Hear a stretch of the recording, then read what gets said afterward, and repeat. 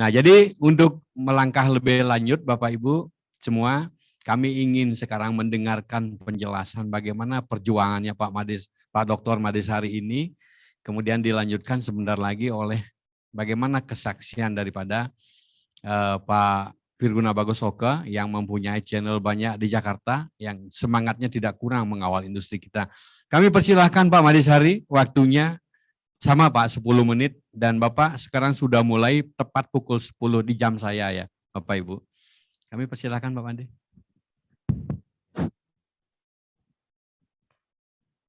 Terima kasih Pak Made Suharjo.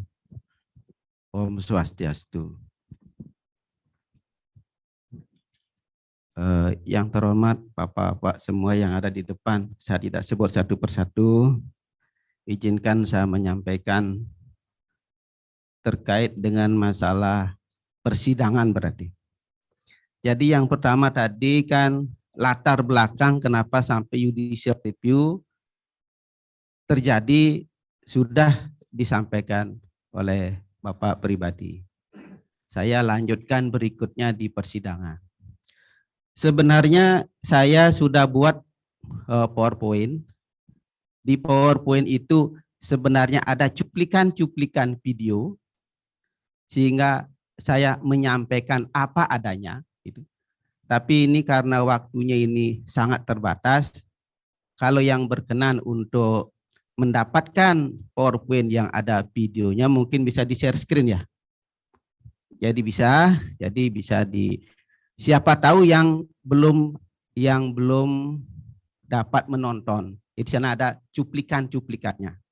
Dan di situ juga di PowerPoint itu, jadi karena itu adalah cuplikan video, jadi kan tidak bisa ditambah dan tidak bisa dikurang. Itulah adanya. Nah, jadi itu karena ini waktunya terbatas, saya ringkas poin-poinnya saja, tidak mempergunakan PowerPoint. Sebelum saya mulai, saya perkenalkan dulu sedikit. Saya ralat sedikit dari Pak Made Suharjo. Beliau menyebut saya Pak Doktor, tapi sebenarnya saya belum doktor, hampir doktor. Mohon doa restunya. Ya. Terus yang kedua, saya beracara dari 28 tahun yang lalu, dari tahun 1993. Memang dulunya kebanyakan saya di Jakarta. Dan saya kenal dengan Bang Lestari sebenarnya Pak. Saya dari Bu Tuti, dari Pak Pri, masih Bang Lestari di Tikumar Timur Jalan. Beliau pernah ke rumah saya Pak ya. Saya dari nasabah Bang Lestari, pinjam kredit dulu Bu Tuti ngasih. Itu lama-kelamaan itu sampai akhirnya Pak pribadi, Bang Lestari percaya menunjuk saya selaku kuasa hukumnya. Di samping untuk urusan judicial review, jadi kesehariannya juga ada hal-hal yang beliau percayakan kepada saya.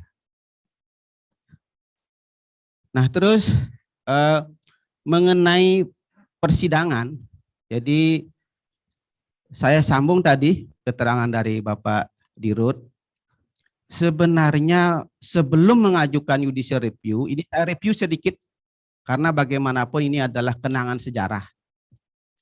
Jadi saya menghubungi beberapa BPR, saya juga menghubungi pihak Pak Perbarindo, dari Pak Made Suharjo kita juga bersurat. Ada BPR memang yang mendukung untuk mengajukan, tapi menunggu katanya bagaimana sikap Perbarindo. Tapi karena ada surat dari Perbarindo Pusat, katanya belum waktunya karena ini masa pandemi, sehingga BPR yang tadinya mendukung, dia ragu-ragu, nggak berani, karena nunggu Perbarindo. Nah kemudian saya lapor sama Pak Pri, ini menunggu atau gimana Pak? Wah ini mendesak sekali kepentingannya, nanti pandemi sampai kapan? Sehingga saya nanya lagi sama Pak Pri, Pak, kalau begitu ini jalan sendiri Pak. Tar dulu Pak, pikir-pikir dulu. Bapak siap enggak nanti? Balik Pak Pri nanya saya, Pak Made siap enggak? Loh kalau saya, lihat dulu kasus posisinya. Kalau saya sih melihat perlakuannya tidak adil, Pak. Kalau ketidakadilan harus diperjuangkan. Kalau aspek saya siap, tapi dengan tim. Saya bilang, Pak Pri jawabannya, ya udah, jalan, kita siap. Nah, jadi saya juga tahu karena untuk memulai mengajukan judicial review ini, tantangannya juga tidak sedikit, banyak yang tidak. Nah, jadi gitu. Jadi sehingga saya juga akhirnya karena merasa ini mewakili Bank Lestari saja, karena ini untuk seluruh Indonesia, ya benar-benar memang mempersiapkan segala sesuatunya. Akhirnya kan yang di samping permohonan, formulasi permohonan, juga memerlukan ahli. Nah, kemudian karena saya tahu juga Bapak Wiraguna, beliau mantan di BI, alangkah baiknya disetujui sama Bank Lestari. Dan kemudian di Udayana juga ada Profesor Hukum Ketatanegaraan, ada Prof. Yohanes. Jadi kebetulan dosen saya juga, saya coba bicara, beliau pun setuju. Loh kenapa kamu baru ngajuin ini gitu? Loh maksudnya, kan dari tahun 98. Kenapa baru sekarang? Kenapa dari Bali? Ya jangan Pak ditanyakan itu, pokoknya mulai dari sekarang. Saya bilang gitu sama Prof-nya. Nah jadi gitu, hampir setahun memang ini sidang ini berjalan. Kemudian saya juga tadi koreksi, permohonan ke Mahkamah Konstitusi ini tidak bayar Pak, gratis. Jadi kita tidak bayar berperkara ke MK. Yang bayar adalah biaya administrasi di kantor kami untuk mempersiapkan segala sesuatunya. Nah, biaya ahli juga ke Udayana juga memerlukan. Dan yang terakhir honor saya, honor kami. Gitu. Jadi beliau yang nanggung memang Bank Lestari. Nah, jadi ke Mahkamah Konstitusi tidak bayar. Sama sekali nggak bayar. Nah, kebetulan juga sidangnya kan daring. Kalau saja tidak pandemi, sidang kita ke Jakarta. Karena daring, pertama kita pinjam tempat di Udayana, karena Udayana kerjasama dengan MK. Tapi karena di Udayana banyak profesornya yang kena COVID, saya takut. Saya sidang aja di kantor saya. Alamat kami di Tangkuban Perahu ada di PowerPoint itu. Itu jadi bersyukur dalam setahun memang dengan segala kondisi yang ada, akhirnya bersyukur diputus dan dibantu juga dengan ahli. Dan memang di dalam persidangan itu, jadi mungkin Bapak Ibu sudah nonton, di PowerPoint juga saya cuplik sedikit-sedikit. DPR, maaf ini Pak Agung ya, DPR juga tidak setuju, tidak menyetujui permohonan ini. Katanya tidak punya legal standing lah pemohon. Katanya undang-undang sudah benar mengatur. DPR loh yang bilang itu. Pemerintah juga begitu. Bilang itu nggak ada masalah. Pemohon harus ditolak. Pemerintah yang bilang. OJK juga begitu. BI juga begitu. Ahlinya pemerintah juga begitu bilang. Oh ini bukan masalah undang-undang. Ini masalah pelaksanaan. Jadi ini ranahnya TUN dibilang gitu. Padahal kita nyata-nyata menjudicial review undang-undang perbankan terhadap Undang-Undang Dasar 19. Nah, jadi artinya saya merasakan di persidangan, saya jalan sendiri untuk kebersamaan, tapi diserang oleh semua orang, oleh semua pihak maksudnya. Nah di situ akhirnya saya ketar-ketir ada perasaan. Makanya saya tidak berani lapor sama Pak Pri. Artinya sama stafnya aja. Gimana Pak? Karena apa? Ini kok 50-50 ini. Nanti bisa dikabulkan, bisa enggak. Karena kita ini tidak ada yang mendukung. Nah begitu keadaan di dalam persidangan. Nah akhirnya bersyukur sekali majelisnya lurus gitu ya. Jadi apa yang saya uraikan di permohonan, surat permohonan, apa yang saya uraikan di kesimpulannya, dan apa yang diuraikan oleh ahli-ahli kita dari dua itu dipetik dalam putusan MK yang terdiri 128 halaman itu. Saya bersyukur sekali. Tepuk tangan Bapak Ibu ya. Ya. Terima kasih Pak Madi, luar biasa penjelasannya. Ya. Nanti Bapak Ibu lagi sedikit saya ini sedikit belum boleh. sedikit aja. Ini nggak selesai jadinya ini. Izin Pak ya. Jadi Pak. Ini yang saya bayangkan ini karena ini masih jantung saya berdebar, Pak. Ya, Pak. Ya. Yang saya bayangkan di waktu tanggal 29 itu kan 9 putusan itu. Satu aja dikabulkan permohonannya, Bang Lestari aja. Yang lainnya 8 ditolak, tidak dapat diterima. Wah, istilahnya Pak Beri dahsyat gitu, Pak. Ya. Nah, kemudian di balik itu saya berpikir, kalau ini permohonan Bang Lestari ditolak, jadi ke-9-nya ditolak. Yang saya pikirkan bukan saya, Pak. Risiko apa yang akan diterima oleh Bang Lestari? Karena dia berani mengajukan permohonan menggugat ke Mahkamah Konstitusi dan sekarang ditolak semua musuhin. Risiko apa yang akan ditanggung? Saya tidak berani bayangkan. Makanya setelah putusan, di ucapan sidang putusan yang kedua, dinyatakan dikabulkan, saya langsung izin majelis. Kami meninggalkan sidang. Kami sembahyang di tempat di kantor saya. Luar biasa, tepuk tangan Bapak Ibu. Nah itu terjadi 9 putusan, 1 dikabulkan. Kita berjuang yang semua pihak yang lain, maaf ini Pak dari OJK juga ya. Saya katakan apa adanya kan sudah ditonton. Itu jadi saya tidak buat-buat gitu. Nah, jadi demikian keadaannya. Jadi bersyukur sekali. Nah, sekarang yang lagi 1 menit ya, Pak. Implikasi putusan karena ini materinya begini. Implikasi putusan ini apa? Ya terhadap BPRD Indonesia ya selamat menikmati dan mudah-mudahan tidak lupa lah sama Bang Lestari, sama Syari Lopez gitulah. Itu yang Nah, yang kedua adalah lelang agunan boleh. Kan sekarang udah boleh. Tapi jangan lupa. Dari lelang ke berikutnya mungkin ini sudah terjawab sedikit. Tapi jangan lupa persoalan-persoalan ini di pengadilan sekarang, di seluruh pengadilan ini, karena saya di pengadilan, di samping setelah kredit macet menjadi gugatan, perjanjian kredit juga menjadi gugatan. Saya juga sudah sering singgung dalam pertemuan-pertemuan, ya janganlah takut, artinya diauditlah perjanjian kredit Bapak Ibu sekalian. Di situ titik lemah untuk melemahkan perjanjian. Nah, itu kemudian yang mengaudit itu jangan juga salah. Auditor hukum yang bersertifikat dari BNSP. Itu ada, di mana-mana ada.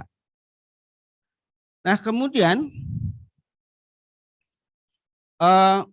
perlu sebenarnya masih banyak langkah-langkah hukum yang perlu dilakukan.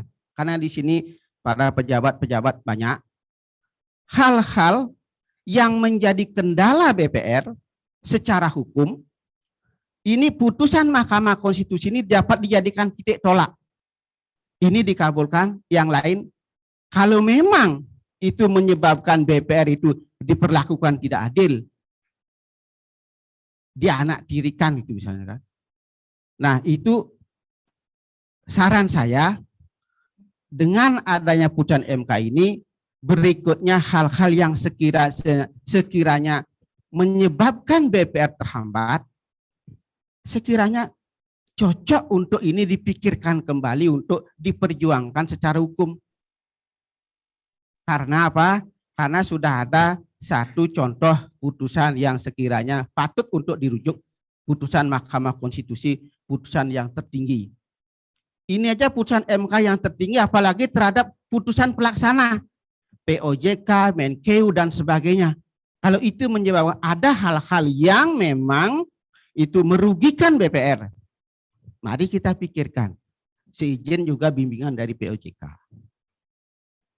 Artinya bimbingan yang memang membangun BPR.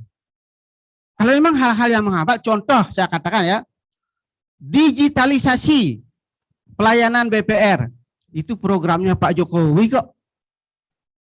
Kenapa tidak bisa digitalisasi? Karena sekarang fintech kata tadi itu Pak Alex, kita sudah dikejar, dilawan sama apa itu? Ojol-ojol loh Pak ya. Kenapa tidak bisa? Kita nanti dikalahin, disalib. Tadi juga Pak Made udah bilang, hak tanggungan HT, pasang HT, itu sudah punya kekuatan eksekutorial. Kenapa baru dikosongkan? Bisa ditunda. Karena ada gugatan. Tadi Pak Made sudah komplain, bisa dipikirkan itu untuk berjuang secara hukum.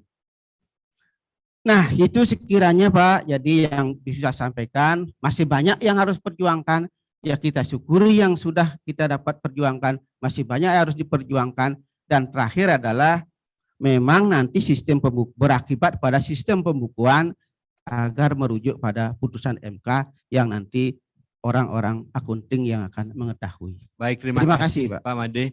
Jangan ditaruh dulu mic-nya Pak Made ya. Jadi kami laporkan quick count kita bergerak naik terus Bapak Ibu ya. Dari 136 sekarang sudah di 237 Bapak Ibu.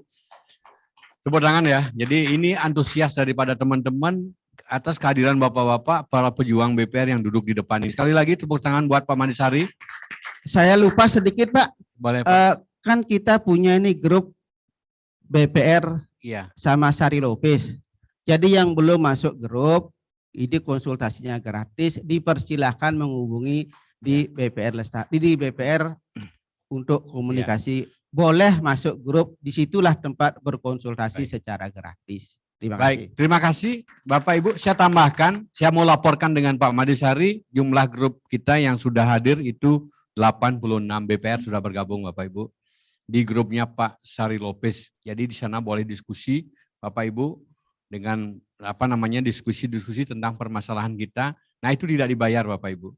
Kecuali beliau yang datang baru kita bayar ya. Dan lain sebagainya. Pertimbangkan Bapak Ibu ya.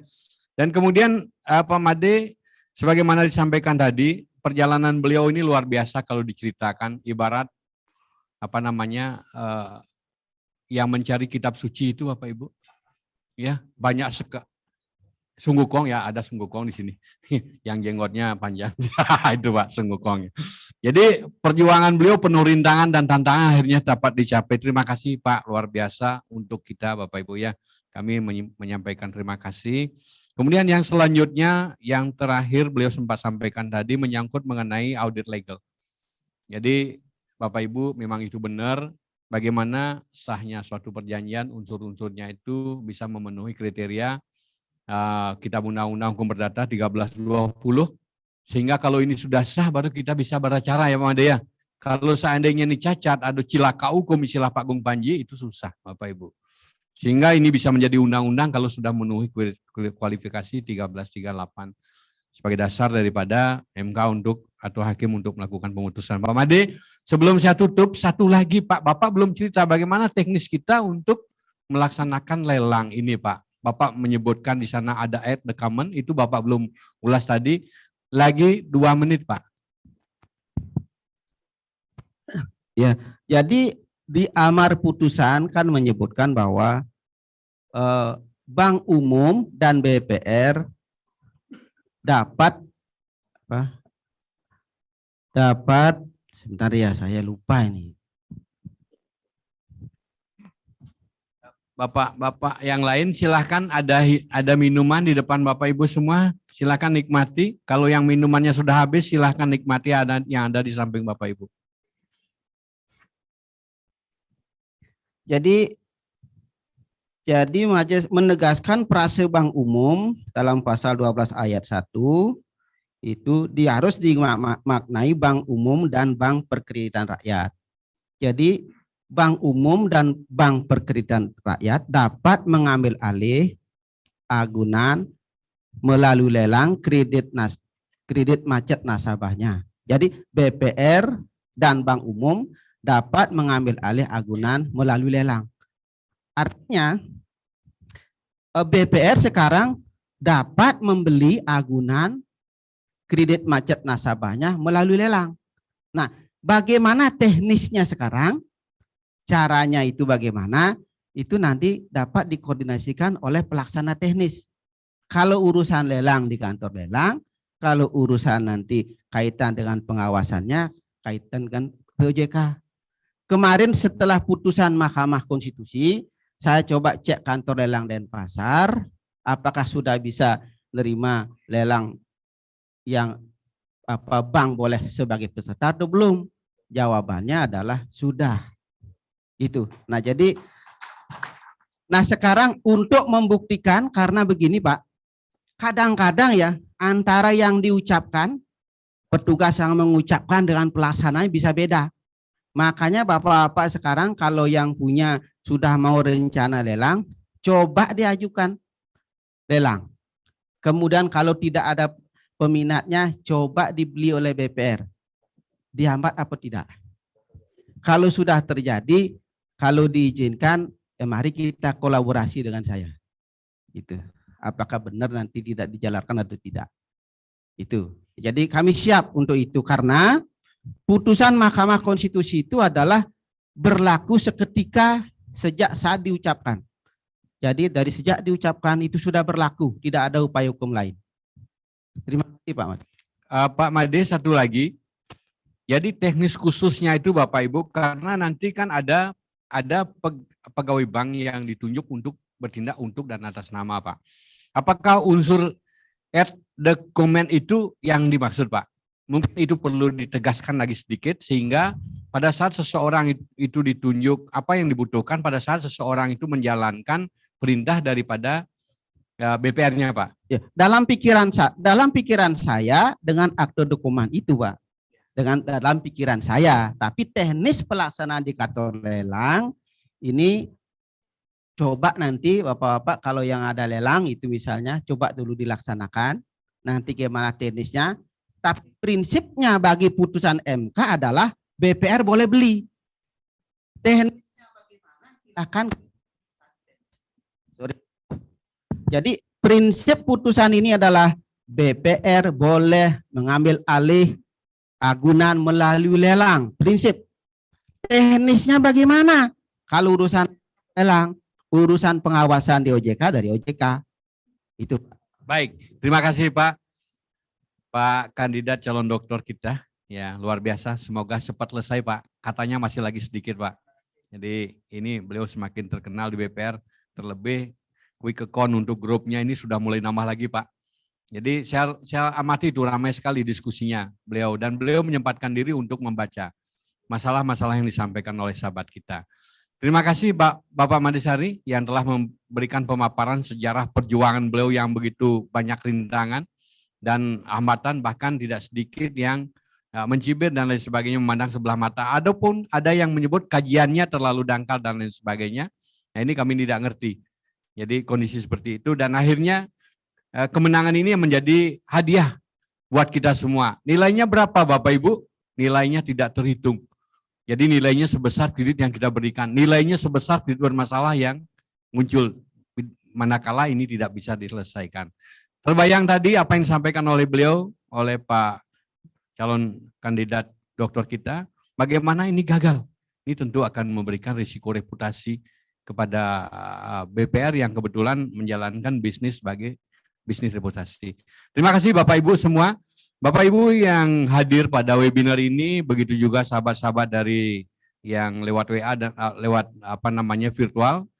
Jadi kalau nanti ada pertanyaan untuk mempersingkat waktu, sebaiknya pertanyaan-pertanyaan sudah bisa diakumulasikan melalui chat atau di WA saya Bapak Ibu ya. Nanti akan kami bagikan dengan para pembicara yang ada di samping kita ini.